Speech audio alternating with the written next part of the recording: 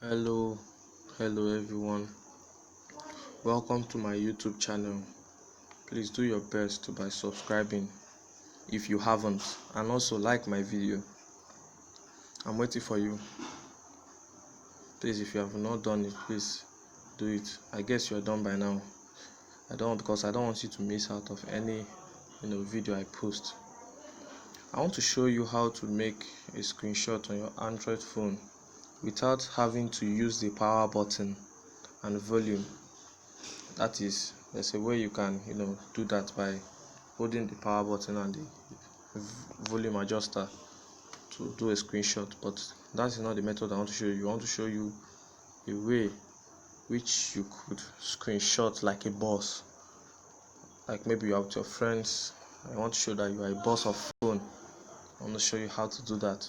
Sometimes maybe you want to use that power button and the volume adjuster to do a screenshot. Sometimes you bump into switching off your phone or adjusting your volume, and that really sucks time.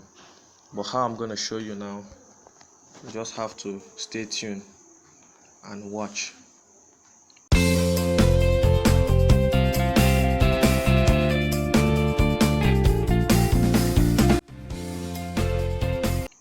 Okay, welcome back.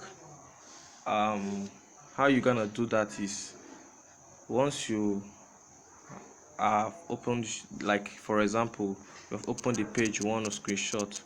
Let me show you a page which I would love to switch. Okay, let's say I open this and I love the background of how this was designed. If I want to screenshot it, how I'll do it is use my 3 fingers and swipe down, and automatically it screenshots. I know most of you don't know about this. I'm going to show you some tricks so that you see it clearly. It has screenshot, and then you could adjust it, crop the video, do some other things. Maybe when your friends see you do this, you know that indeed you are the owner of your phone.